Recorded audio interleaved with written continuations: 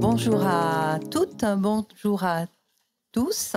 Donc, je suis Christine Boutevin, je suis donc chargée de mission pour les mercredis des savoirs.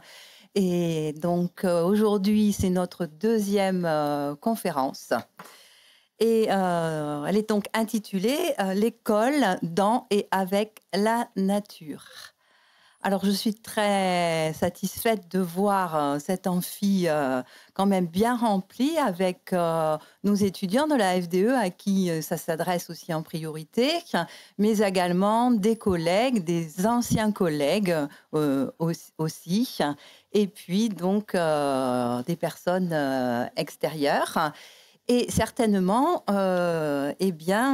informés par les CEMEARC, puisque nous organisons cette conférence en partenariat avec les centres d'entraînement aux méthodes d'éducation active, donc représentés ici par Céline Servat, à qui je donnerai la parole presque tout de suite, en fait. Voilà. Donc, je ne vais pas être très longue parce que, évidemment, vous êtes là pour entendre nos invités.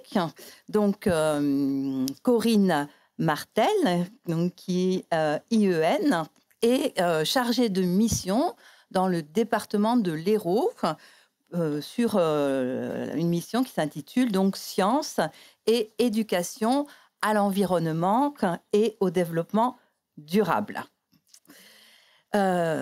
Deuxième invité, donc Sylvain Vagnon, donc notre collègue de la faculté d'éducation, donc qui est professeur des universités en sciences de l'éducation et dont les travaux suivent plutôt une approche dans leur ensemble socio-historique de l'éducation. Voilà. Et s'ils sont ensemble, c'est donc pour vous parler de ce beau sujet, l'école dans et avec la nature, mais parce qu'ils ont coécrit ensemble donc un ouvrage sur ce sujet, mais ce n'était pas le seul, si j'ai bien compris. Donc, je vais laisser donc la parole à Céline Servat, donc des CEMEA, qui va vous présenter le déroulement de cette soirée. Merci Céline. Bonjour à tous. Donc, je vous présente le déroulement de cette deuxième conférence des mercredis des savoirs. Et je remercie aussi, donc, pour commencer, la FDE, les partenaires qui sont présents, la MAIF, la CASDEN, la MGEN, et donc ce collectif qui organise et projette des conférences avec des thématiques pour le public des enseignants, le public des étudiants et plus largement la communauté éducative. Donc cette seconde conférence intitulée l'école dans et avec la nature. Donc on a souhaité que Corinne Martel et Sylvain Vagnon puissent à la fois retracer l'histoire de l'école du dehors, faire des liens aussi avec la formation des citoyens d'aujourd'hui et de demain, et nous expliciter les rapports et les enjeux de l'éducation avec la nature pour construire notre compréhension du monde. Donc ça, c'est vraiment la première partie de la conférence. À la suite de ces apports scientifiques, nous allons vous proposer un petit temps d'échange entre voisins, voisines, un chuchotement, afin de faire émerger à la fois des leviers, justement, sur cette éducation à la nature, à l'école dans la nature, et faire émerger des questionnements aussi, et des pistes aussi d'expérimentation, en tout cas des formes d'expérimentation dans la nature. Ensuite, il y aura une partie, on va accueillir Laurent Gauthier, qui est responsable de école sur l'Association nationale des CEMEA, et qui fera une partie de présentation sur des ressources et sur aussi le réseau, les réseaux des acteurs complémentaires de l'école. Le dernier temps de la conférence sera un temps d'échange, de questionnement, justement, à partir des éléments projetés avec le Digicode, qui permettra justement à Corinne Martel, Sylvain Vagnon et Laurent Gauthier de réagir et d'échanger avec les participants ici présents et les participants en distanciel. Voilà. Merci de votre attention et je laisse la parole à Corinne et Sylvain. Merci. Merci à toutes et à tous d'être là. C'est toujours agréable d'être quand même devant une salle pleine déjà. Donc c'est, j'espère, un peu pour nous, mais c'est surtout pour le thème. Et je crois qu'on est tous là aussi parce qu'évidemment l'école dehors est un thème à la fois fort. C'est pas simplement une question conjoncturelle. On a bien perçu que depuis le Covid, il y a un essor énorme de cette notion. Mais on voit que c'est évidemment une question forte et on va essayer de vous le montrer structurelle. Bon, heureux aussi de voir beaucoup de chercheurs, de collègues, mais d'étudiants aussi et plein d'autres personnes venues. Et ça, c'est toujours agréable aussi de pouvoir faire dans ces mercredis des savoirs un mixte, on va dire, en tout cas, de personnalités qui s'intéressent à un sujet. Donc ça, c'est pour un préambule et on voudrait avec Corinne vous présenter en vérité quelques éléments de réflexion. Il ne s'agit pas d'être dans la certitude, il ne s'agit pas non plus de vous donner une conclusion définitive, au contraire, c'est d'essayer d'avoir des éléments de réflexion. Il y a ici un spécialiste, c'est Jean-Marc Lange qui est ici présent, mais spécialiste de cette question, mais nous allons nous intéresser plus précisément à la question de cette école qui n'est pas une école de la salle de classe, mais qui est une école à l'extérieur. Et déjà, en le disant, on voit bien que il y a une petite question qui se pose, c'est est-ce qu'on va à l'extérieur pour aller à l'extérieur, comme un espace nouveau, ou est-ce qu'on y va aussi pour faire autrement et autre chose. Et c'est évidemment une de nos questionnements qui est assez fort ici à poser. Donc ça a été dit, on a écrit un ouvrage évidemment qui a le même titre, et puis on a essayé de cibler aussi sur des activités particulières, notamment le jardin, et on espère aussi continuer nos réflexions très complémentaires et nos statuts complémentaires qui nous aident aussi à avoir une vue un peu d'ensemble qui nous semble assez pertinente et de poursuivre en tout cas cette réflexion. Alors on va le faire ici avec 3 temps. Premier temps, c'est pour ça que j'ai pris un peu la parole, c'est pour la mise en perspective, le côté un peu historique, même si pas de panique, ça ne sera pas une vision historique violente, mais en tout cas qu'on ait une mise en perspective un peu cette question. Pourquoi ? Parce que ça légitime aussi tous les questionnements qu'il y a aujourd'hui. C'est prendre aussi l'école dehors comme pas simplement des défis, mais avoir une histoire finalement relativement longue dans notre histoire scolaire. Ensuite, j'aborderai des questions, mais je poserai en vérité plutôt quelques défis, voire même quelques critiques qu'on a à faire, parce qu'on est aussi là pour réfléchir, et c'est pas parce qu'on dit qu'on fait de l'école dehors que tout d'un seul coup est résolu, et donc ça sera une mise un peu en point de quelques éléments qui pourraient être pris. Et puis, Corinne aussi reprendra en tout cas pour essayer de mettre en contexte, c'est-à-dire justement de montrer que cette école dehors, elle n'est pas une école utopique, mais c'est une école qui se fait avec des initiatives multiples et variées, ici et ailleurs, qui nous montrent en tout cas à la fois toute la force de ce mouvement, mais aussi toutes ses perspectives et la force en tout cas de ces perspectives. Pour commencer, donc la mise en perspective va se faire en vérité sur quelques éléments donc historiques. Donc je vous ai mis quelques images ici parce qu'évidemment, j'aurais pu en prendre énormément, mais cette école dehors, elle a une histoire et elle se base aussi fondamentalement sur ce qu'on appelle les écoles de plein air qui se développent dans les années 30, dans les années 20 et 30, mais surtout dans les années 30. Donc c'est une idée importante. Évidemment, le contexte est toujours fort en histoire et le contexte est d'abord hygiéniste, sanitaire. Évidemment, les enfants, il y a beaucoup de maladies pour les enfants et donc l'idée, c'est de penser l'extérieur pour justement purifier, pour éviter les problèmes d'asthme, etc. Donc ces écoles, et je vous ai mis évidemment celle de Suresnes, qui est une école extrêmement importante, parce que justement elle sera un prototype de ces écoles de plein air, mais c'est un mouvement qu'on retrouve dans toute l'Europe. Ce sont des dizaines de milliers d'écoles qui se trouvent être des écoles du dehors, mais vous voyez bien les images. L'idée, c'est que certaines fois on reste dans la classe, mais on essaye d'aérer le plus possible, en tout cas, cette disposition et ces apprentissages. Alors ce mouvement est fort, il est très contextualisé véritablement, et quand j'ai dit Suresnes, Suresnes c'est une ville aujourd'hui, on va dire, proche banlieue parisienne très riche, mais à l'époque c'est pas ça. C'est une banlieue au contraire défavorisée, et le maire de l'époque veut aussi s'intéresser à l'école de plein air pour qu'elle soit utilisée pour toutes et tous. L'idée aussi justement que on va dire les classes laborieuses, les classes populaires, qui sont le plus touchés en vérité par les questions justement d'hygiène, puissent profiter en vérité d'un enseignement différent. Phase suivante, évidemment extrêmement forte aussi, c'est vous montrer la variété aussi de ce qu'on peut appeler l'école dehors. Là, j'ai parlé des écoles de plein air et là, j'ai pris exprès des exemples espagnols pour montrer que la même époque, dans les années 30, on essaye de penser cette école dehors beaucoup plus dans une optique, en tout cas, d'être en phase avec l'environnement local. Et donc ici, c'est une école qui se trouve à Barceloneta, petit quartier pêcheur de Barcelone, qui en été très pauvre à l'époque aussi, où certains enseignants, certains pédagogues se rendent compte que les enfants ne connaissent même pas la mer, qu'ils ne vont même pas se baigner et qu'il y a très peu de connaissances en vérité, à part évidemment celle de leurs parents qui est déjà importante. Et donc cette idée d'une école qui est sur la mer, c'était aussi évidemment relier beaucoup d'activités, être à l'extérieur aussi, il y a le mouvement hygiéniste était extrêmement fort, mais c'était aussi permettre aux enfants de voir aussi ce que faisaient leurs parents, pas simplement dans une activité ici, on va dire matérielle et professionnelle, mais de voir toute la force que pouvait avoir un lieu, et notamment le lieu de la mer.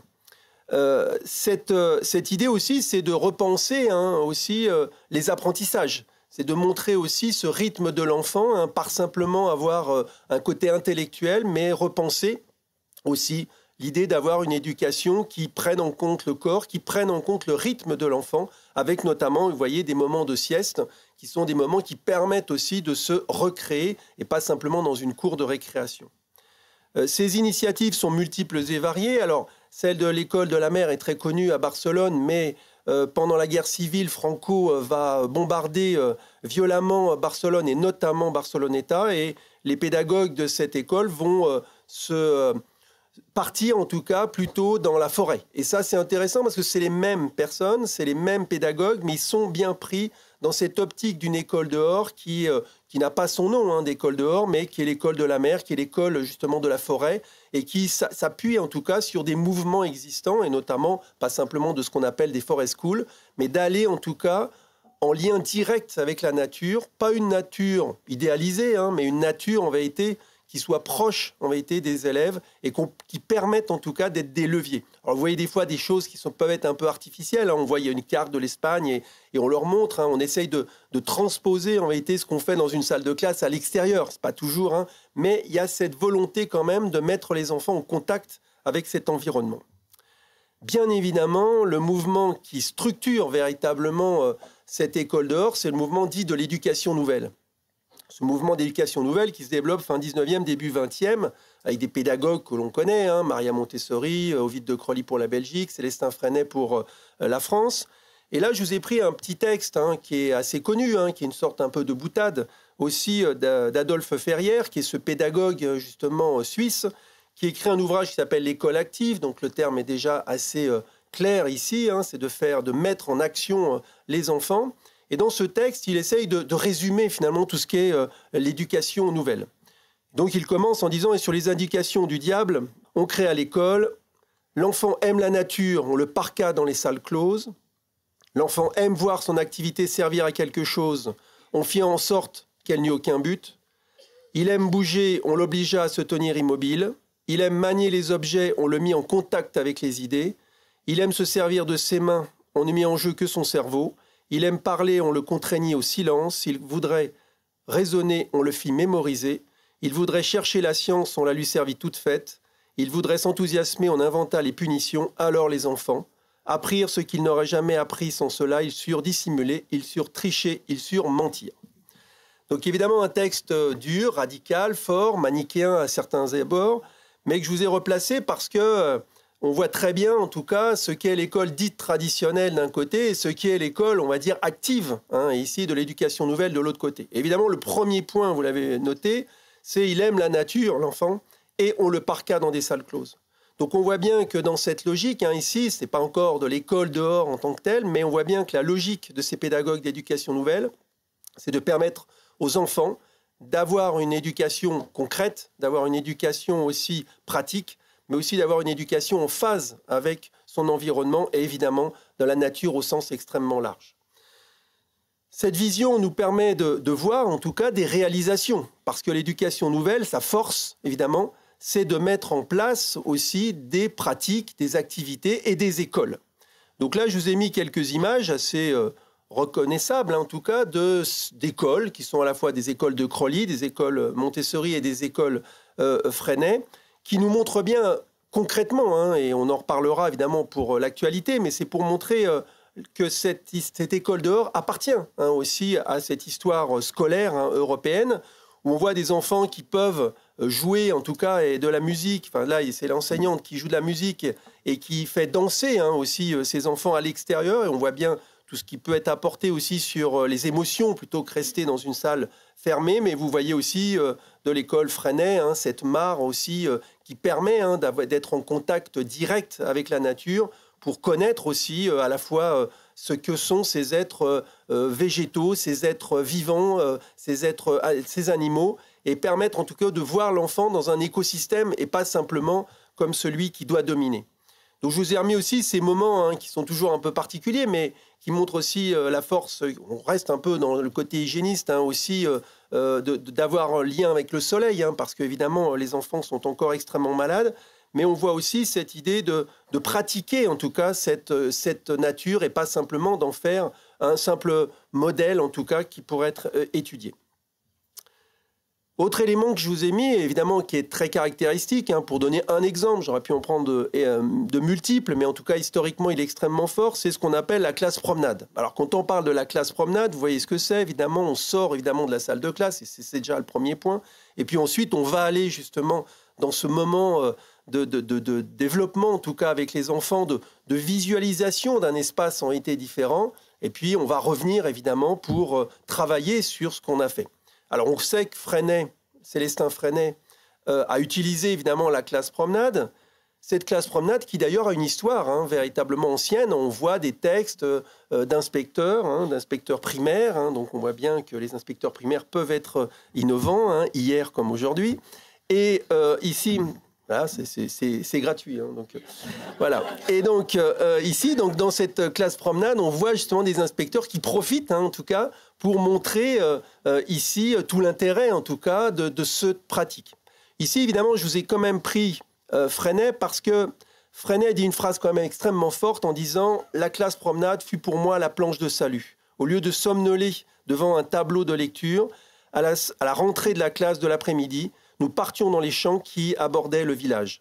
Nous nous arrêtions en traversant les rues pour admirer le forgeron, le menuisier ou le tisserand, dont les gestes méthodiques et sûrs nous donnaient envie de les imiter. Nous observions la campagne aux diverses saisons, quand l'hiver, les grands draps étaient étalés sous les oliviers pour recevoir les olives gaulées, ou quand les fleurs d'oranger épanouies au printemps semblaient s'offrir à la cueillette. Nous examinions plus scolairement autour de nous la fleur ou l'insecte, la pierre ou le ruisseau, nous les sentions avec tout notre être, mais pas seulement objectivement, mais avec toute notre naturelle sensibilité. Et nous ramenions nos richesses, des fossiles, des chatons de noisetiers, de l'argile ou un oiseau mort. Là, vous avez énormément de choses qui sont dites parce que vous voyez tout ce qui peut être brossé. On voit déjà, bien sûr, le pédagogue qui montre bien qu'on peut faire feu de tout bois déjà, mais on peut aussi s'intéresser extrêmement fortement à la nature au sens extrêmement large. Là, on voit bien qu'il s'adresse, on voit aussi le travail aussi des artisans, des paysans, et ça, c'est une notion importante. Donc on voit bien que, là, en prenant cet élément, et on pourra y revenir, la classe promenade est évidemment un moyen extrêmement fort de penser cette école dehors. Quand j'ai dit justement de l'école nouvelle à l'école dehors, il y a un lien direct. On sent bien évidemment que ces pédagogues ne l'ont pas dit comme ça. J'y reviendrai d'ailleurs tout à l'heure. J'ai repris évidemment cette citation assez simple d'Ovide de Crolly qui dit « La salle de classe, c'est quand il pleut ». Cette phrase est quand même assez intéressante au-delà, encore une fois, de la boutade parce qu'elle nous montre la complémentarité. Ce n'est pas la salle de classe qui pose problème pour eux. Ce qui pose problème, c'est qu'en vérité, cette stature en vérité, de l'enseignant qui transmet en vérité des connaissances sans penser véritablement à l'enfant. Et il se dit justement qu'en allant à l'extérieur, on peut aussi travailler le côté actif justement d'un enseignement. Donc l'idée de complémentarité est assez importante parce que avec Corinne, on y tient aussi. C'est pas de dire on prend la chaise, on prend la table, et on la retourne. C'est pas dire on va faire d'un seul coup table rase. Ça veut dire simplement qu'il y a un moyen, et je pense que c'est une des forces de l'école dehors, c'est de repenser en vérité notre système en envoyant en tout cas un levier extrêmement fort pour le rendre beaucoup plus actif. Deuxième élément, évidemment, qui est dit, c'est un terme fort de l'époque, c'est ce qui s'appelle l'éducation intégrale. Primordial, l'éducation intégrale, ça veut dire quoi concrètement? Ça veut dire qu'évidemment, il y a du côté intellectuel. Et là, il faudrait faire attention. L'école dehors, c'est pas simplement cuicui les petits oiseaux, je sors, je suis content. C'est pas du tout ce que dit d'ailleurs Freinet. Et on voit bien que l'idée, c'est d'un développement intellectuel. Il y a des savoirs, il y a des compétences, mais il y a aussi quelque chose d'important, c'est le corps. Ce développement du corps qui doit se faire aussi grâce justement à la mise en action, en vérité, de l'enfant, de l'élève, avec la nature. Et puis ensuite aussi, évidemment, tout ça ne peut être lié qu'au cœur, c'est-à-dire aux émotions, à la sensibilité qui peut être développée. Donc on voit qu'à la fois la tête, les mains, le cœur, c'est un ensemble extrêmement vaste de cette éducation intégrale qui est proposée par ces pédagogues. Ensuite, et ça je ne vais pas le développer, mais on voit bien qu'évidemment, c'est prendre en compte aussi les besoins et les intérêts de l'enfant. C'est la première phrase de Ferrière. Les enfants aiment la nature. On sait qu'ils aiment bouger. On fait ce qu'on veut, mais cette curiosité naturelle est à mettre en place.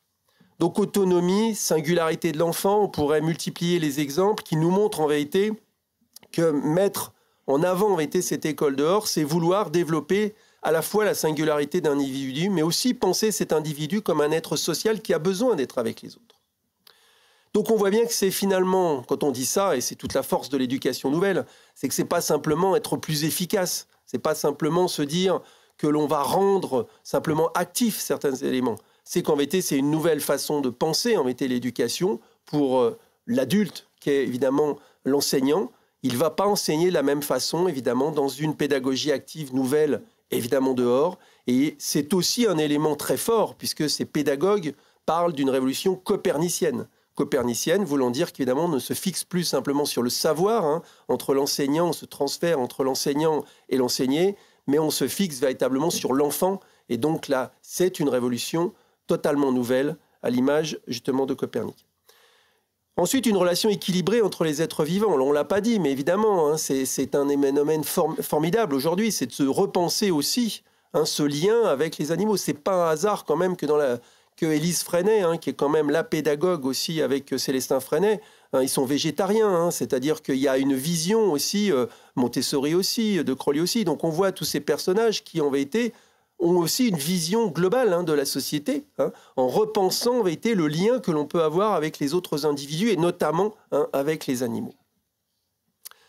On voit bien donc que là, je ne vous ai pas parlé de technique, mais bien de finalité de transformation. On voit bien qu'en pensant tout ça, si on additionne, eh bien on voit bien qu'on est en train de penser une nouvelle société. Alors des débats, et je vais m'arrêter là, et pour passer la main à Corinne, il y a des débats, parce que là, ça donnerait un peu l'impression, c'est comme ça, c'est formidable, etc. Eh bien, ce qu'on va essayer de voir, c'est qu'il y a quand même des défis et des critiques évidentes. La première critique qui est souvent faite à l'école dehors, c'est de dire que c'est une nature idéalisée ou mythifiée. Très clairement, c'est un risque. C'est un risque de se dire, je vais dehors, je regarde, c'est fantastique, tout se passe bien. Pas tout à fait. Donc il y a évidemment une réflexion constante à avoir sur ce que l'on attend en vérité dans cet environnement et notamment cet environnement naturel. Ensuite, deuxième chose, des pratiques, et je l'ai dit, qui seraient transférées finalement dehors. Ça, c'est un autre risque, évidemment, un écueil, c'est de se dire je sors, donc j'ai résolu tous mes problèmes, j'ai réglé en vérité toutes mes questions pédagogiques. Pas tout à fait, ça serait trop simple. Et ça se saurait. Ensuite, ce qu'on appellera des intentions louables. On voit bien qu'évidemment, et c'est un mouvement très fort qui est apparu après le Covid, tout le monde avait envie de sortir parce qu'on a bien compris qu'à l'intérieur, c'était quand même un peu pénible et qu'on avait tous envie de sortir. Mais maintenant, concrètement, qu'est-ce qu'on fait? C'est-à-dire qu'on voit bien, et là, j'en parle pour passer la main justement à Corinne, c'est qu'on voit très bien que c'est une question forte pour les enseignants de se dire, c'est sympathique, mais le sympathique ne suffit pas, il va falloir concrètement pérenniser ce mouvement pour préciser les choses et donc le préciser pédagogiquement éducatif. Après, je vais un peu plus loin parce qu'il y a quand même des textes durs contre l'école dehors et notamment de dire que c'est une fantaisie petite bourgeoise. On voit très bien que derrière, et cette critique, je pense, est à prendre en compte, d'une boboisation de l'éducation par l'école dehors. Pourquoi? Parce que, ça j'ai pris entre guillemets, parce que c'est un texte qui est, un texte scientifique d'un collègue qui a écrit ça, donc on voit bien ce qu'il veut dire, mais il touche quand même un point. Effectivement, cette école, elle doit être pour toutes et tous. Et il faudrait faire attention, évidemment, que cette école ne soit pas celle de quelques-uns. Et cette notion d'égalité, est aussi, évidemment, une critique, à mon avis, extrêmement constructive. Et dernière chose, évidemment, c'est si on pense l'école dehors, c'est aussi la pensée de la maternelle à l'université. Alors, vaste problème, évidemment, vaste question, mais question fondamentale. Parce que, justement, si on pense l'école dehors aujourd'hui, c'est la pensée aussi pour changer véritablement des éléments du système, que ça soit un système éducatif de la maternelle jusqu'à l'université. Très bien. Bonjour à toutes et à tous. Alors, l'école dehors, mise en contexte. Alors, l'idée, c'est vraiment de voir sur le terrain concrètement comment ça se passe. Et aussi, avec ma casquette inspectrice, je ne peux pas l'enlever, le rapport avec les programmes, de fait, parce que c'est aussi pour faire des apprentissages. Ça va être des apprentissages disciplinaires, mais également des apprentissages qui vont être transversaux. Donc déjà, c'est de remettre dans un contexte général qui vont faire rigoler certains qui me connaissent bien. C'est-à-dire qu'effectivement, dans un contexte plus général d'éducation-développement durable, il va falloir replacer tout cela dans des réels enjeux actuels, qui sont la préservation de la biodiversité, mais également des enjeux liés au réchauffement climatique. On ne peut plus le nier, c'est bon, on est à 1,5 degré, donc ça, on le sait. Comme ça, on replace un cadre. Donc ça va être important, à un moment donné, de pouvoir aller sur le terrain avec les enfants, dès le plus jeune âge, pour leur faire comprendre en fait, et avoir une vision plus systémique des problématiques liées à ces grands enjeux environnementaux. Bien, repenser le futur, ça on le sait. On a différentes visions du futur actuellement et différentes projections. Actuellement, on est quand même confronté à des adolescents, des jeunes adultes qui peuvent aussi se demander quel va être leur futur. C'est quand même eux les futurs adultes. Et là, nous, on est en train de faire des choix concrets pour eux, pour plus tard. Donc ça, c'est vraiment une vraie question. Ça se base sur des études scientifiques. Donc pour ça, on va avoir les rapports du GIEC qui vont pas mal nous aider. Donc ça, c'est pour recentrer un peu le discours. Mais également toute une controverse qui est très vive avec des enfants et des adolescents qui peuvent se retrouver dans la rue à un certain moment pour pouvoir dire et penser le fait que, attention, il y a vraiment un vrai impératif. Et là, il faut aussi écouter ces jeunes et ce qu'ils ont à nous apporter et aussi les craintes qu'ils ont pour le futur. Tout ça pour dire, petite remise en contexte, donc l'éducation va viser à former évidemment, donc là je reprends aussi des livres et des ressources qui ont été transmises par des collègues. L'idée c'est vraiment de penser l'individu dans sa globalité. Actuellement nous avons des jeunes, et ça on en a aussi parlé dans notre livre, qui sont plutôt pessimistes sur l'avenir, mais surtout avec une représentation au niveau de ces possibles très inégalitaire en fonction des milieux sociaux, culturels dont ces jeunes sont issus. Des représentations aussi très différentes entre les filles et les garçons. Effectivement, on ne voit pas le monde de la même manière, pour le coup, ou en tout cas, on pourrait avoir tendance à le voir de manière plus sensible, en tout cas, on peut le penser, quand on est une fille, par rapport au fait qu'on peut le penser plus d'une manière technologique quand on est un garçon. Parce que, de fait, il y a des stéréotypes de genre, et ça existe. On ne peut pas le nier.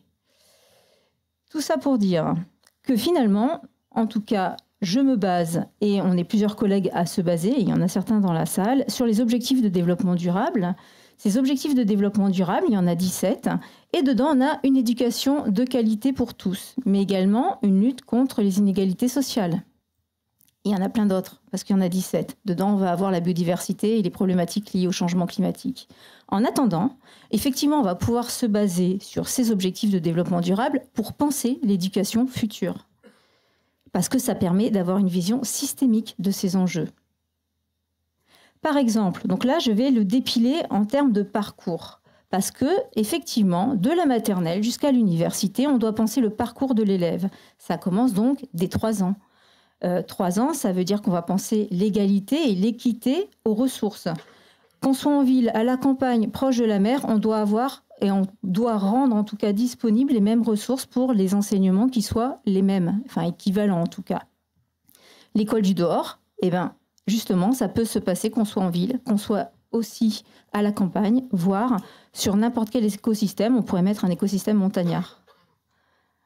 Très rapidement aussi, ça permet de travailler l'égalité filles-garçons. Alors là, je prends un cas très concret d'une éducation prioritaire, d'enjeux actuels. Je teste des soutiens scolaires dans cette éducation prioritaire. École Schœlcher, Montpellier, donc c'est la ville. Et là, l'idée, c'est vraiment de travailler sur le jardin. Et à partir du jardin, je vais faire des maths, du français. De fait, il va falloir couper des planches à une certaine dimension pour faire des carrés potagers. mais il va falloir également pouvoir le travailler en collaborant, coopérant, parce qu'il va falloir s'entraider. Et concrètement aussi prévoir la volumétrie de terre qu'on va pouvoir mettre pour remplir ces bacs, etc., etc. Donc vous voyez bien que finalement, j'arrive à travailler énormément de compétences disciplinaires de manière transversale en faisant du concret. Et là, tout prend son sens pour les élèves et c'est hyper important. Il va falloir aussi penser cette égalité en termes d'inclusion. Donc, il est vrai aussi qu'on va dehors, mais aussi on peut penser ces apprentissages en amont pour que ce soit accessible. Donc ça, c'est vraiment des photos, enfin en tout cas celle du haut, plutôt une photo de terrain que j'ai réalisée avec des élèves à un certain moment de ma vie, où effectivement on voit et on peut penser ces apprentissages, qu'on ait des problématiques de handicap moteur ou des problématiques aussi, et parfois ça a d'ailleurs plus de sens, pour des enfants qui ont des soucis de concentration. Donc, tous les TDAH, alors ça, c'est le mot, un peu un gros mot, les troubles envahissants du développement, les TED, et après, tout ce qui est de spectre autistique, les TSA. Ces enfants, si on les met en contexte, dans des pédagogies concrètes, actives, on va pouvoir aussi les tirer vers le haut. Et ça, c'est réellement les observations qu'on peut faire dans les classes. Et donc, l'idée, ça va être d'accompagner aussi les enseignants pour leur dire et pour les aider aussi à pouvoir accompagner les élèves, mais ça ne se fait pas comme ça, hein, c'est pas magique, c'est pas une pensée magique, à penser tous les apprentissages pour l'ensemble des élèves, quel que soit leur milieu socioculturel, mais également aussi ce qu'ils sont intrinsèquement. Pour ça, on a des dispositifs. Donc, on va avoir les aires terrestres éducatives, marines éducatives et fluviales éducatives, qui sont effectivement des dispositifs éducation nationale, mais en lien avec l'Office français de la biodiversité, qui vont nous permettre aussi de développer des projets très concrets. Effectivement, trouver un lieu en lien avec une collectivité, avec une mairie, une métropole, pour gérer un petit site, où on va réfléchir concrètement, et ça va partir des élèves, de propositions d'élèves, pour réfléchir ce site et comment on va pouvoir le gérer, comment on va pouvoir favoriser de la biodiversité, par exemple, et réaliser ces conseils d'enfants. En gros, et pour aller très vite, on pourra aussi en parler dans les questions. Regardez, dans l'académie, on en a 81 à peu près, si je ne me trompe pas, mais c'est à quelque chose près, certaines en cours de validation, et on s'est mis un objectif avec mes collègues sur le fait d'en mettre 720 d'ici 2030. Donc on a encore du travail. En termes donc d'exemples concrets d'aires éducatives, bon, et là, si on prend un sujet comme le paysage, on va pouvoir étudier le paysage dans toutes ses composantes. Un paysage, c'est un sol à la base. Donc on va pouvoir travailler sur la vie du sol, la géologie. Donc en étudiant justement le temps qui passe, à partir de fossiles, vous en avez une photo, mais également des plis du sol, et aussi de l'habitation de certains secteurs par l'homme. Donc là, vous avez une photo, alors c'est dommage, j'ai pas de choses pour montrer, mais on voit une photo avec des tumulus. En fait, c'est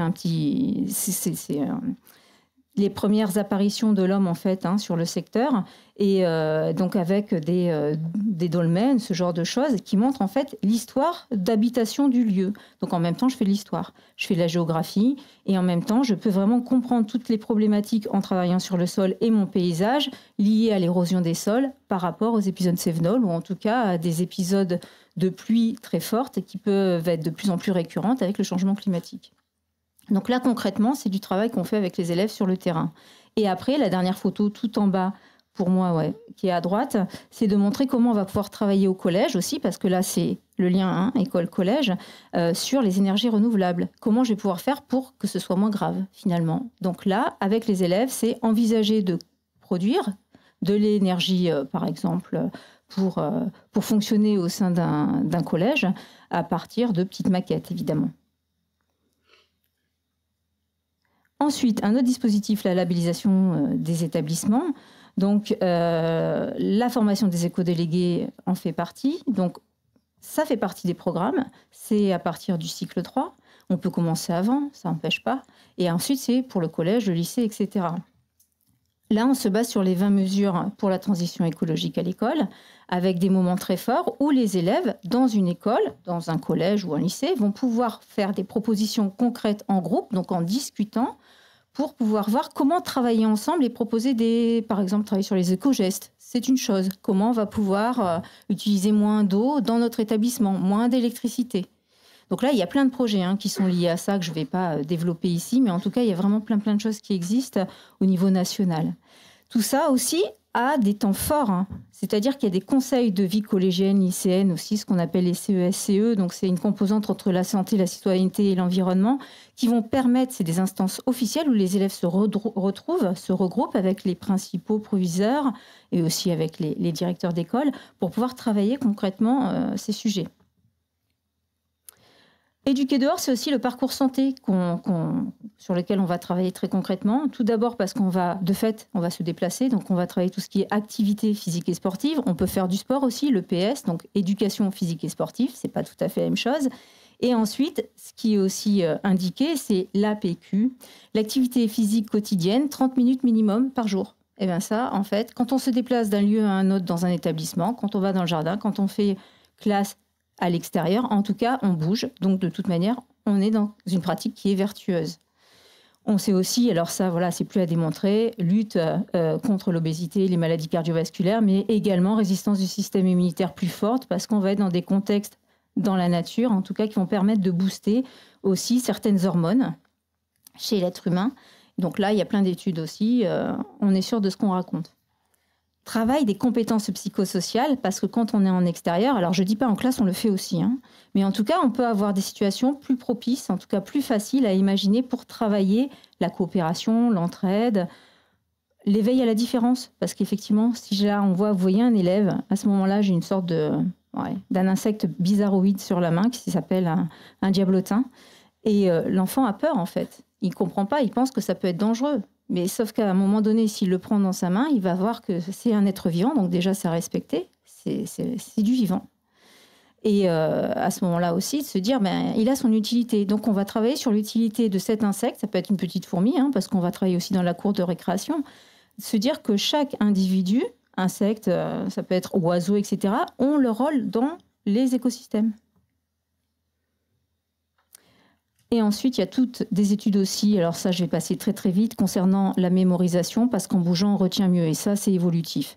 Effectivement, on a quelque chose dans le cerveau qui s'appelle le système limbique, et qui fait qu'en bougeant, on arrive à mieux retenir. Parce qu'effectivement, à l'époque, quand il fallait chercher sa nourriture, se déplacer, être chasseur-cueilleur, il fallait vraiment pouvoir, le fait de bouger et d'aller d'un endroit à l'autre permettait de mieux retenir les lieux, parce qu'à ce moment-là, c'était c'était une question de vie.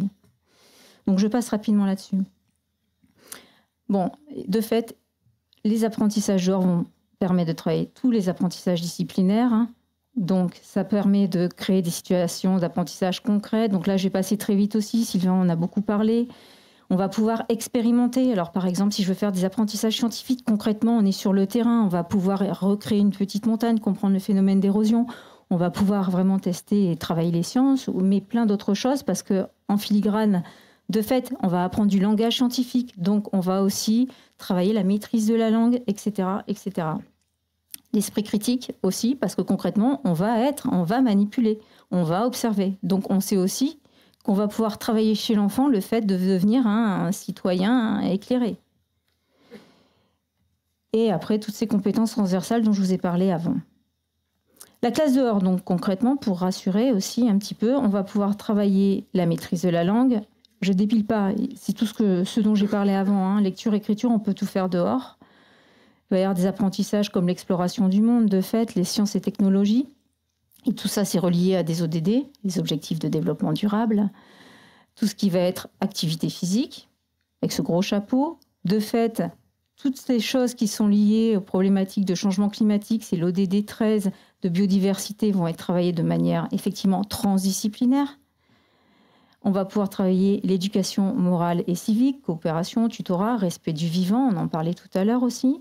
L'histoire géo aussi. Donc là, par exemple, ça va nous permettre aussi de penser les villes durables, la consommation durable, que ce soit alimentaire, mais aussi en termes d'énergie, et tout ce qui est évidemment apprentissage mathématique. Bon, allez, pour être plus concret, et très rapidement pour ne pas dépasser trop le temps, apprentissage scientifique, ça semble à peu près logique, et je pense que ça, je n'ai pas à démontrer que les apprentissages scientifiques dehors, c'est assez facile, dans le sens où on va pouvoir analyser la biodiversité végétale, animale, faire des comparaisons, pouvoir donner des noms. Alors peut-être au départ des noms un peu vernaculaires, on peut même aller au collège même d'ailleurs en cycle 3 à l'école, hein, sur des noms latins. Donc là, et même après faire le lien sur la langue régionale, hein, mais aussi sur les langues vivantes, quelles qu'elles soient. Donc on a plein de choses à faire. On peut se spécialiser parce que j'ai envie de travailler sur les oiseaux, comprendre pourquoi certains oiseaux ont un bec ou un autre, et donc travailler aussi l'alimentation. L'oiseau, s'il a un gros bec, c'est pour casser une noix, et s'il doit manger des chenilles, il va avoir un bec beaucoup plus fin. Voilà. Ceci expliquant cela. Et les chaînes alimentaires. Ensuite, on va pouvoir travailler aussi la compréhension des paysages. Voilà, et des écosystèmes, à partir d'une observation, représenter un paysage, comprendre les composantes végétales, animales de ce paysage, et ensuite pouvoir aussi exploiter d'un point de vue écrit, donc maîtrise de la langue, mais aussi orale, évidemment, en réalisant un carnet d'explorateurs. Donc ça fait du sens, ça relie tous les apprentissages. Et après, je peux même passer à l'intérieur de la classe, parce qu'il est important aussi de travailler à l'extérieur et faire le lien avec les apprentissages qu'on ne peut pas faire en extérieur à l'intérieur, en réalisant par exemple des maquettes. Alors là où ça commence à être intéressant, c'est en termes de pédagogie de projet, quand à partir par exemple d'une étude ou d'une observation scientifique, je vais pouvoir faire du lien avec la maîtrise de la langue, mais aussi avec les arts visuels. Concrètement ici, alors certains vont reconnaître peut-être des photos parce qu'il y a des personnes avec qui j'ai travaillé ici qui sont représentées. Enrichissement en vocabulaire de fait, parce qu'on va apprendre par exemple plein de noms d'oiseaux, plein de noms d'insectes, ce genre de choses. Après, on peut passer à une représentation plus formelle scientifique. Vous avez un dessin de représentation d'un élève là qui était en CM1 sur une feuille avec vraiment les traits bien placés comme il faut, les noms en fait avec pétiole, limbe, etc. Donc vous voyez tout ce langage scientifique très particulier, hein, et très spécifique. Travailler sur des écorces pour pouvoir caractériser aussi, parce qu'un arbre, effectivement, c'est un ensemble. On reconnaît par plusieurs critères. Et après, passer aussi de cette observation à la réalisation d'art visuel et de projets très concrets, comme une fresque dans une école, école Olympe de Gouges de Montpellier également, en éducation prioritaire. Voilà, donc ça c'est pour dire qu'on peut le faire sur l'ensemble, hein. Prioritaire, pas prioritaire. Pédagogie de projet également, donc là très rapidement sur les jardins. Donc un jardin, ça se conceptualise, ça veut dire quelles espèces on va mettre végétales, par exemple. On va pouvoir étudier le sol avec des élevages de vers de terre pour comprendre aussi l'importance, par exemple, de cette petite faune, hein, sur l'oxygénation et puis la perméabilité à l'eau. Mais également travailler sur la biodiversité qu'on va vouloir pour pouvoir polliniser. Donc on va pouvoir mettre un hôtel à insectes et puis le travailler, ça, parce qu'on ne va pas mettre n'importe quoi en fonction des espèces d'insectes qu'on veut. Travailler les mathématiques en faisant des mesures, alors en utilisant la croix du bûcheron par exemple, et là avec des cycles 3, CM1, CM2, on peut travailler déjà des notions trigonométriques du collège, mais parce que ça fait sens et que je ne suis pas hors programme, je suis dedans.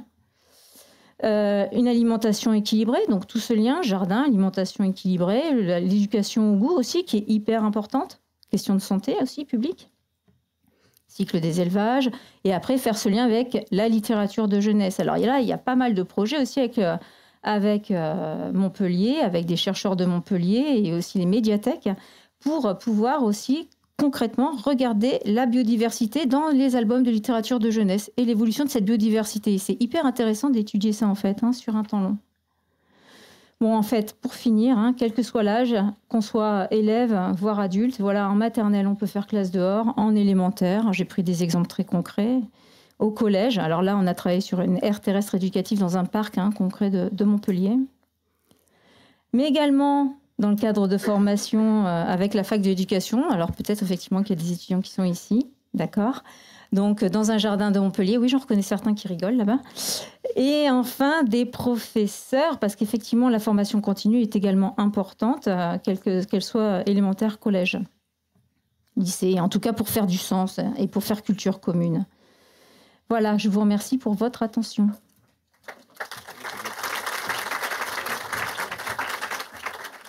Merci Corinne Martel, merci Sylvain Vagnon d'avoir remis en perspective justement les enjeux. Et donc on a un défi à Vision 2030, donc c'est 720 aires terrestres éducatives. Donc collectivement, donc nous sommes tous des acteurs différents, des enseignants en devenir, des formateurs, des éducateurs du champ social, du champ de l'animation professionnelle.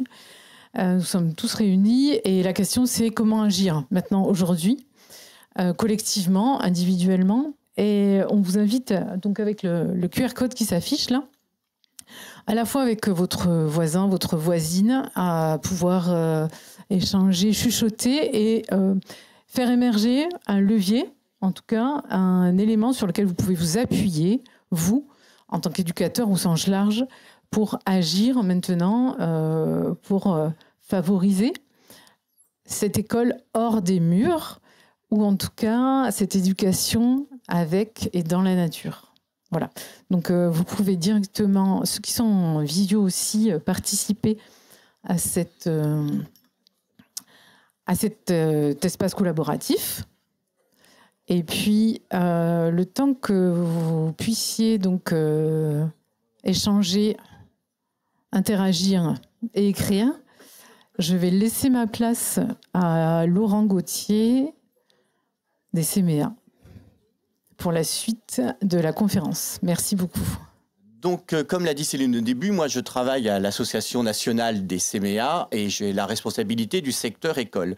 Et les CMEA, c'est une association d'éducation populaire complémentaire de l'école et aussi un mouvement pédagogique d'éducation nouvelle. Donc, je ne reprends pas tout ce que Sylvain Vagnon a dit brillamment sur l'éducation nouvelle et l'éducation et éduquer et enseigner dehors, parce que ça reprend évidemment tous nos fondamentaux, en quoi le milieu impacte vraiment l'enfant dans ce qu'il fait, dans ce qu'on lui donne à faire ou dans ce qu'on lui donne à voir. Et on est une association complémentaire de l'école, donc c'est-à-dire on s'intéresse à ce qui se passe dans l'école, mais aussi dans, avec et autour de l'école. Et c'est pour ça que autant Sylvain Vagnon et Corinne Martel, là, ont parlé de l'école dans avec la nature. Moi, je vais m'intéresser aussi à un enfant, puisque un élève, un enfant n'est pas qu'un élève. Donc, c'est pour ça que nous, au CMEA, on parle d'école dans la nature, école dehors, mais on est plus sur la dimension éduquer dehors. Pas que enseigner, mais éduquer, puisqu'il y a des différents temps de l'enfant qui ne sont pas que le temps scolaire. Donc, on a fait une petite revue là, qui s'appelle « Éduquer dehors » ou « Éduquer au dehors » qui a vocation d'aborder les différents temps de l'enfant et comment les temps périscolaires peuvent venir être en complémentarité avec ce qui se passe dans l'école et dans la classe. Puisque l'enfant, on ne le saucissonne pas forcément à chaque fois, il y a une globalité, même s'il y a des temps spécifiques et comme Corinne Martel l'a bien rappelé, des apprentissages, des programmes qui sont spécifiques à ce qui se passe dans la classe. Il y a aussi des temps éducatifs qui se passent en dehors de l'école et qui sont aussi des temps éducatifs où des fois l'enfant apprend, on va pas dire plus de choses qu'en classe, mais des fois des choses nouvelles, des choses autrement et avec d'autres adultes qui sont tout aussi importants. Et on a mis, nous, dans notre dossier thématique, dehors, parce que dehors, ce n'est pas que forcément la nature. Parce que souvent, dans beaucoup de personnes, quand on dit l'école dehors, la nature, ils voient tout de suite un espace boisé, un environnement, et que l'école dehors, c'est ce qui se passe dehors. Et donc, la rue doit aussi redevenir un lieu éducatif. Et plein d'espaces qui sont en dehors de la classe, donc déjà rien que dans la cour de l'école, c'est déjà être dehors, dans la rue, dans les espaces de proximité et aussi sur la ville. Et aujourd'hui, il y a le travail, Anne-Dominique Israël, qui devait être avec moi cet après-midi, là, qui est malade, a travaillé avec aussi ici sur la ville de Montpellier, avec d'autres collectivités, sur les villes à hauteur d'enfants et comment il faut que les villes redeviennent aussi des espaces qui soient aussi pour les enfants et des lieux éducatifs.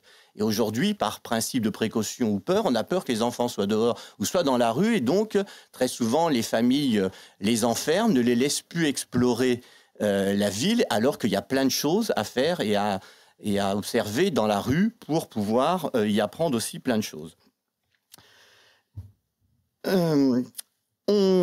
Je parlais là du principe de précaution. Nous, on pense aussi que dans une des compétences psychosociales élargies un petit peu qu'on voudrait mettre en avant, c'est la prise de risque. Aujourd'hui, bien trop souvent, et dans l'éducation nationale, il faut prendre le moins de risques possible. Sauf que prendre des risques, ça fait partie du travail éducatif pour l'enfant. Il doit prendre des risques pour éviter de se mettre en danger. Et donc, prendre des risques, c'est pas forcément une activité dangereuse. Et justement, ça s'apprend, et que notamment dans les espaces, des fois dehors ou autres, on peut s'autoriser des choses dans un cadre précis et prendre des risques, et donc du coup progresser et ne pas forcément se mettre en danger. Et que peut-être qu'on va définitivement en finir de tous ces espaces dans les lieux scolaires qui sont tellement avec ça d'épaisseur de plastique, de mousse pour que des fois quelqu'un y tombe, on serait responsable. Enfin, tout est ouaté. On n'a même plus le loisir d'expérimenter des choses et de risquer. Et que tomber dehors, bah oui, tomber, comme on peut tomber dans la classe ou ailleurs, ce n'est pas si grave que ça. Et donc, il y a tout un travail aussi, des fois, à faire là-dessus. Donc, justement, je reparlais sur prise de risque. Il y a des choses qui sont pour nous aussi complémentaires de l'école dehors. C'est ce que les collègues des CMEA développent dans plusieurs endroits, qui s'appelle les terrains d'aventure. C'est pas quelque chose de nouveau, c'est quelque chose qui existait déjà dans les années 50, beaucoup développé après dans les années 70, dans plein d'autres pays, et que depuis 10-15 ans, les CMEA, entre autres, ont remis au goût du jour pour pouvoir ouvrir et permettre des espaces éducatifs dehors. Alors parfois, là, justement, c'est pas dehors dans la forêt ou sur la plage, c'est dehors dans le quartier, au pied des tours. Et c'est des lieux où on apprend à tester des choses, à prendre des risques, dans un cadre qui est, on va dire, je sais pas dire mot sécurisé, mais qui est un cadre précis où on n'y fait pas n'importe quoi. On apprend des choses, on a des permis, on a des adultes qui s'occupent de nous, mais l'enfant, il n'est pas là dehors pour exécuter une tâche qu'on lui a donnée. Il permet de découvrir, d'investir, et donc des fois de découvrir plein de choses.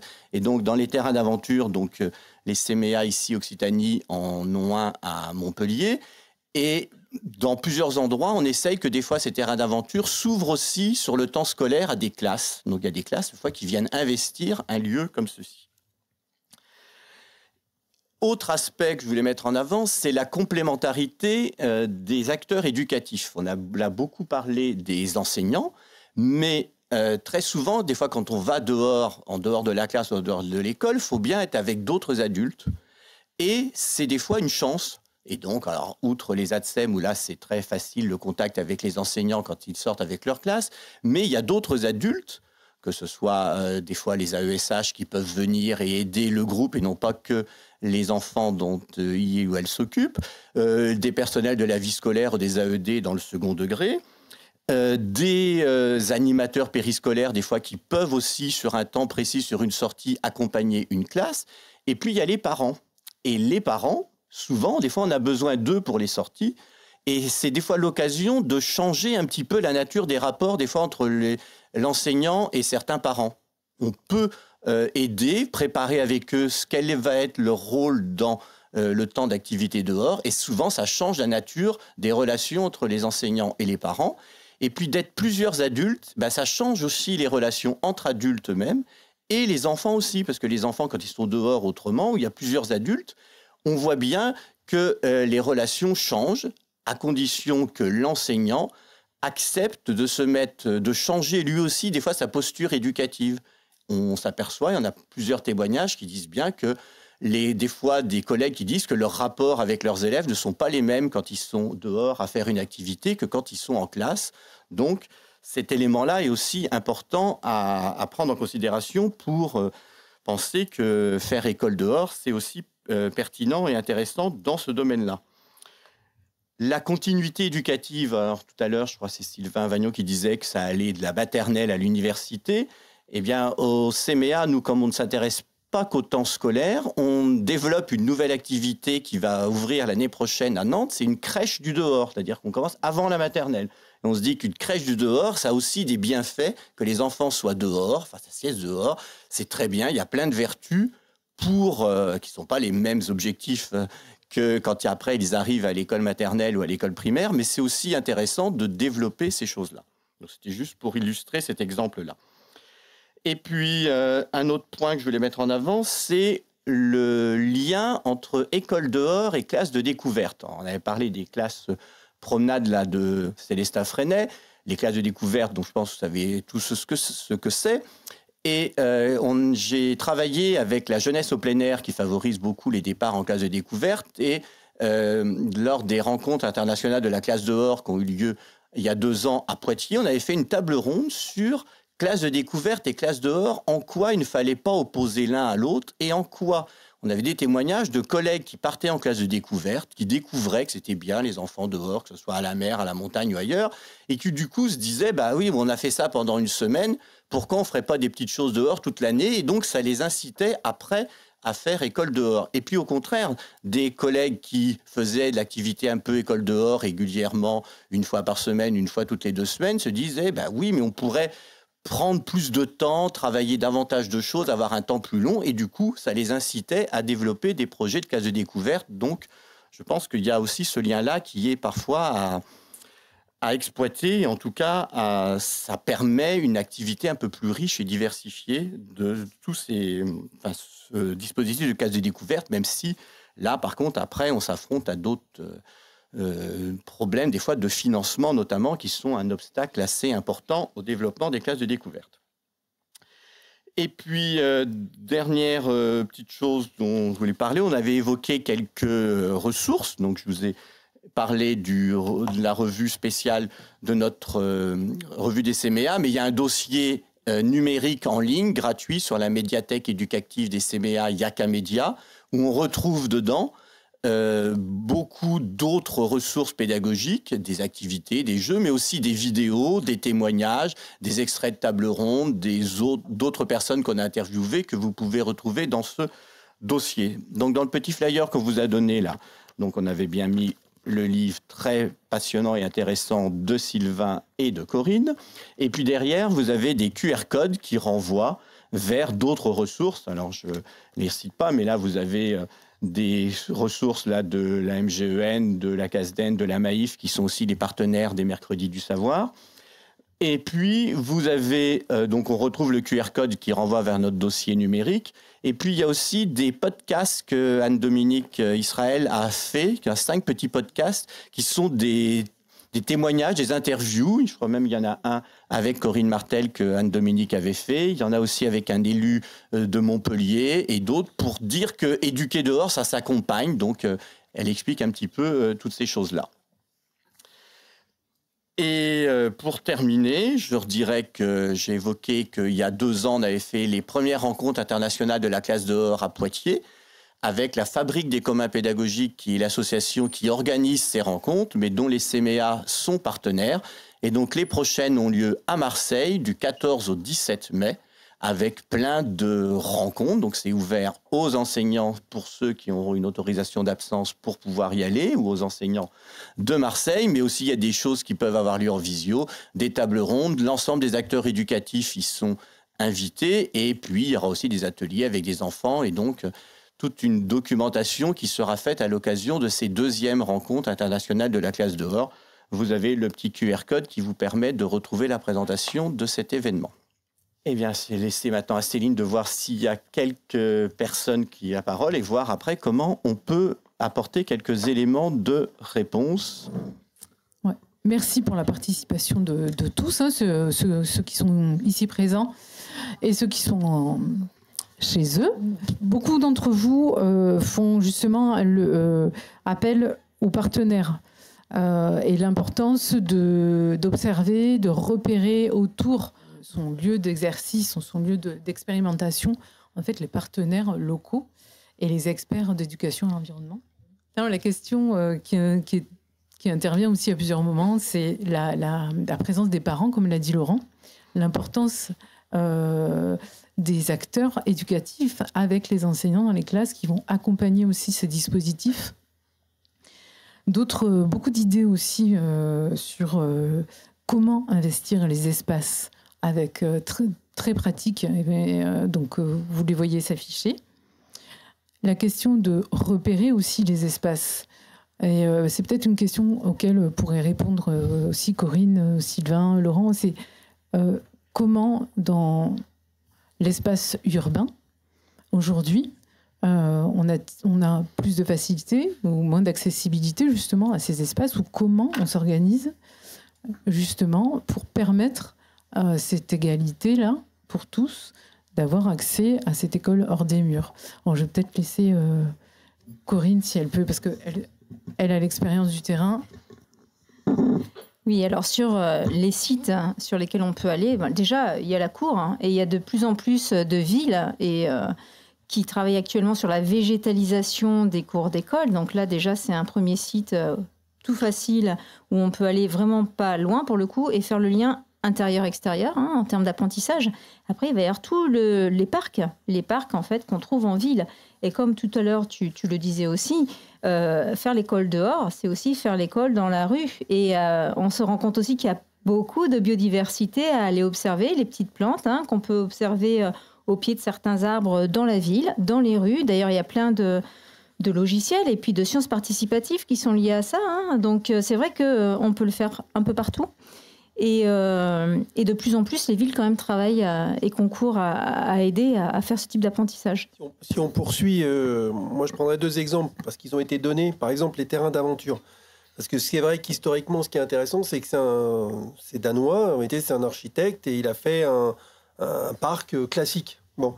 Et il s'est rendu compte en réalité qu'il n'y avait pas beaucoup de gamins. Donc ça l'a un peu embêté parce que vu tout ce qu'il avait fait, donc à un moment, il en a eu marre et il a tout enlevé. Et il a laissé que des matériaux de construction un peu basiques. Et là, il s'est rendu compte que les enfants aimaient bien construire, qu'ils aimaient bien, etc. Vous allez me dire, s'il était au CMA, il le saurait depuis longtemps. Mais là, il n'était pas au CMA, voilà.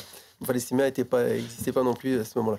Donc, donc l'idée, c'est qu'il montre, et en tout cas, c'est une des bases, c'est-à-dire qu'effectivement, il y a aussi cette idée on va dire, d'une possibilité d'imagination et rêver en vérité cet espace qui soit effectivement dans la ville en tout cas, parce que c'est la force aussi d'un terrain d'aventure, et puis aussi de permettre aux enfants d'imaginer des choses. Et je crois que ça aussi, c'est un premier pan qui est important dans cette idée d'éduquer dehors, c'est de laisser ouvert en tout cas ce moment en tout cas d'imagination.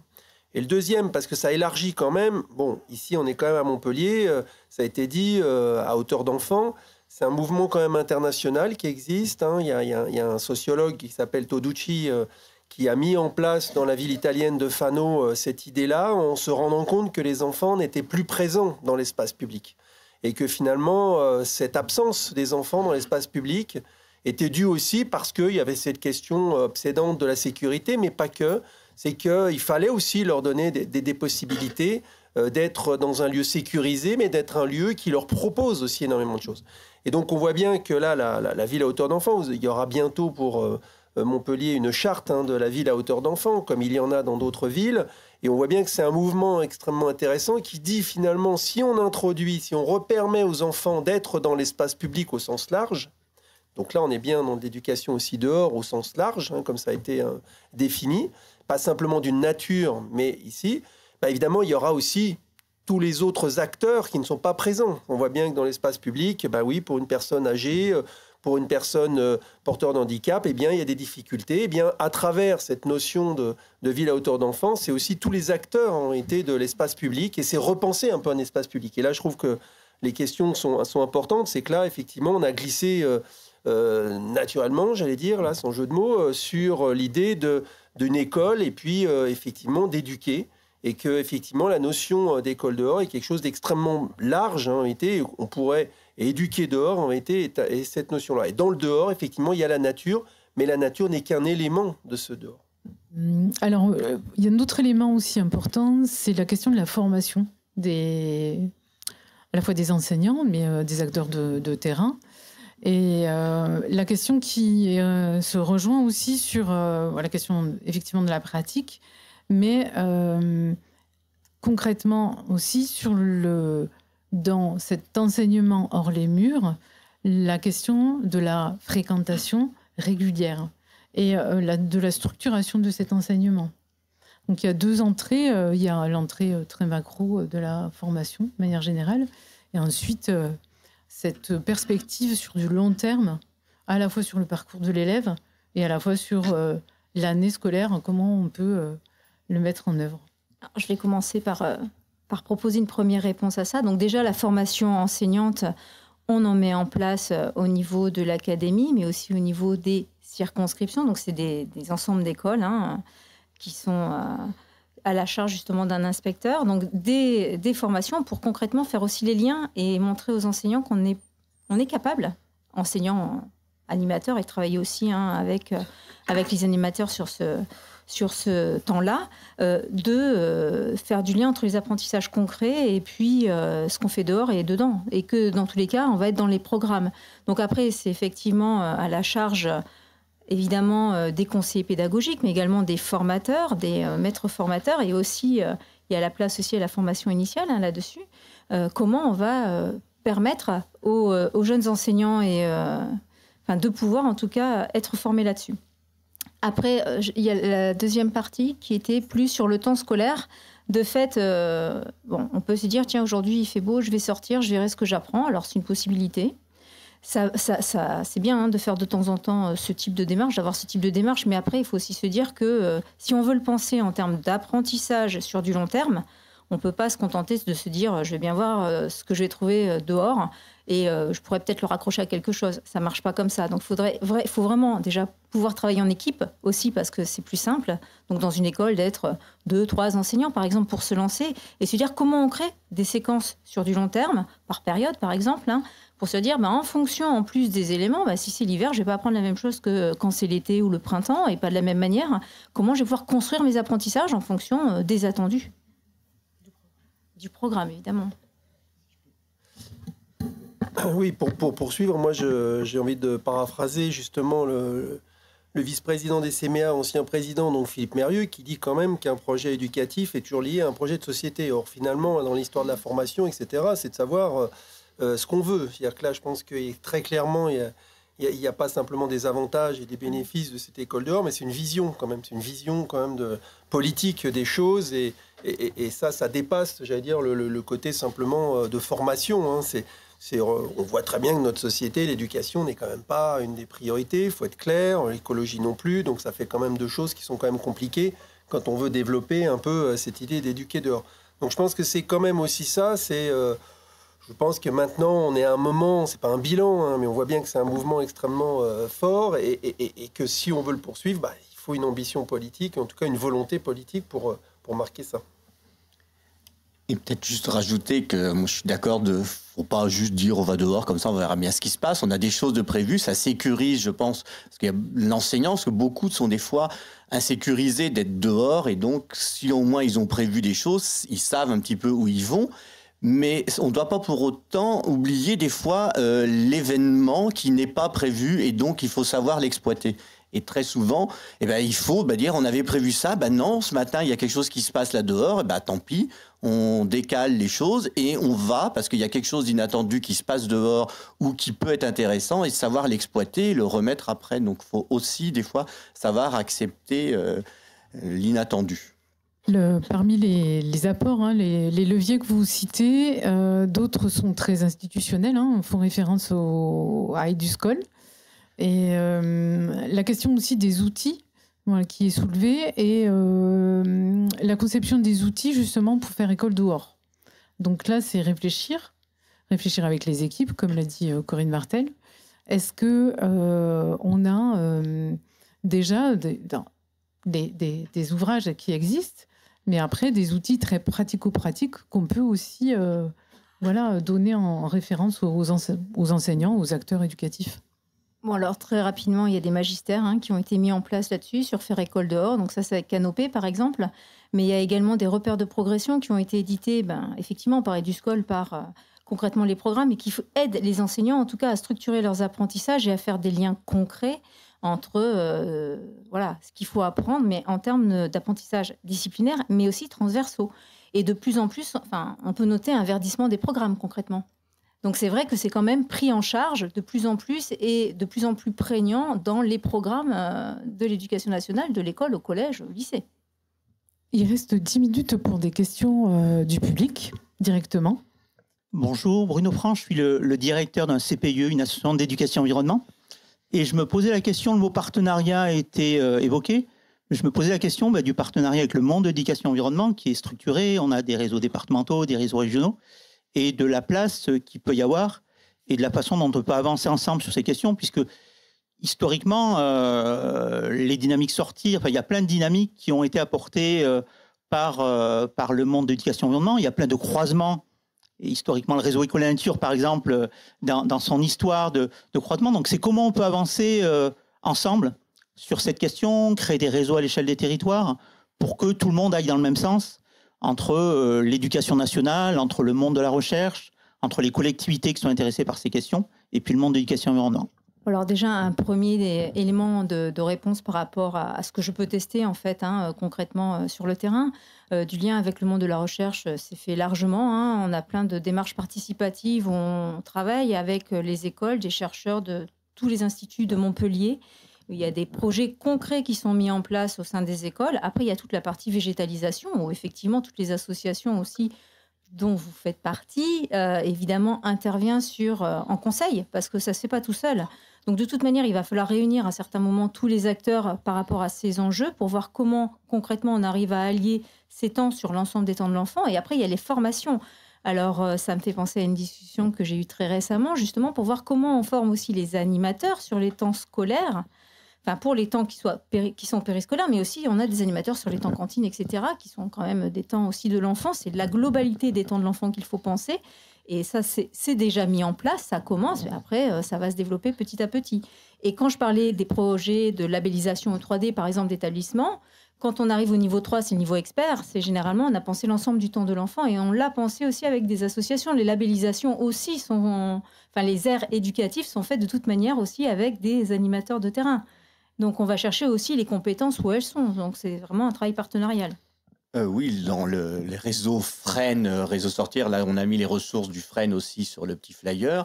Les CMA travaillent avec le Grain Occitanie, travaillent avec d'autres choses. Et l'ensemble des acteurs se retrouvent des fois aussi dans le CCFDD, le collectif français, où différents acteurs là, se retrouvent et essayent de mutualiser leurs ressources. Et les rencontres de la classe dehors à Marseille sont aussi l'occasion que tout le monde se rencontre. Et des fois, là, il y a des chercheurs, des pédagogues qui se rencontrent. Et puis, parfois, des projets communs peuvent naître. Et puis après, c'est sur chaque territoire. Parfois, il y a quelques exemples. Alors ici, comme moi, je ne suis pas de Montpellier, je ne peux pas en donner. Mais que dans les cités éducatives, des fois, c'est l'occasion, s'il y a un projet comme ça, de mettre plusieurs personnes autour de la table pour développer des projets. Et donc là, souvent, ça se met en complémentarité. Moi, je suis curieuse de ce qui se fait en lycée, plus particulièrement. Je crois que vous l'avez cité à un moment donné, en lycée, qu'il y avait des jeunes qu'il fallait savoir écouter. C'est vrai qu'il y a eu les marches pour le climat, par exemple. Donc, comment vous voyez ça à l'interne de l'éducation nationale? Parce que comme les établissements, ils ont été confrontés à ça, à massivement des manifs de jeunes régulières. Comment s'articuler dans les programmes, quand même, avec l'éducation citoyenne, pendant qu'on y est? Et voilà, ça m'intéresse comme question.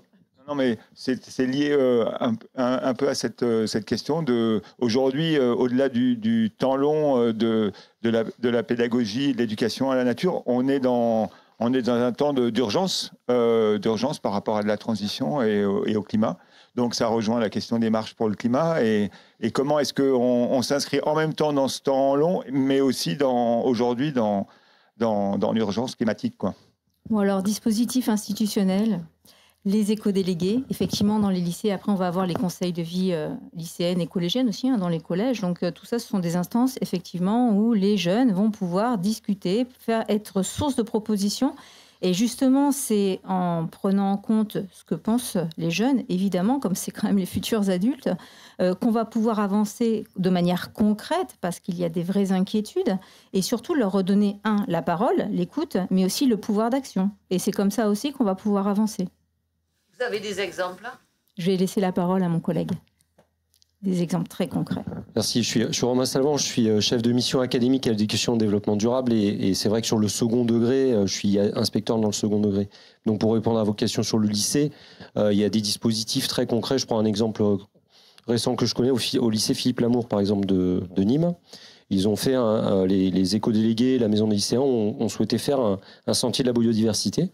Donc aligner leur initiative et en lien avec les programmes, c'est-à-dire que c'était aussi l'occasion de travailler les programmes. Ils ont fait des espaces très concrets pour travailler la biodiversité dans des endroits, travailler avec les agents la question des aménagements, la question aussi de laisser par exemple des plantes, ne pas tondre tout le temps. Donc très clairement, dans les établissements, certains élèves s'en emparent. Et d'autre part, c'est valoriser dans le cadre de dispositifs nationaux qui s'appelle le prix de l'action éco-déléguée, où justement on valorise toutes ces actions au travers d'un prix et où justement on accompagne les éco-délégués. Ce qu'il faut savoir, c'est qu'à l'échelle du second degré, c'est pour ça que je me suis permis de prendre la parole, parce que sur le premier degré, je sais que Corinne est experte, et sur le second degré, il y a pas mal de choses qui se passent. On forme les éco-délégués. Par exemple, très récemment, il y a un kit d'accompagnement des éco-délégués qui a été développé avec la région Occitanie, l'Académie de Montpellier, l'Académie de Toulouse, qui permet justement de dire voilà, comment on s'empare de ces questions avec les éco-délégués et comment ils peuvent agir très concrètement. Et le dernier point, pour répondre à votre question sur l'urgence, il faut savoir que les 20 mesures qu'a évoquées Corinne, ce sont les 20 mesures prises par le gouvernement en juin 2023. On demande aux établissements à l'horizon 2030 d'être 100% labellisés au 3D.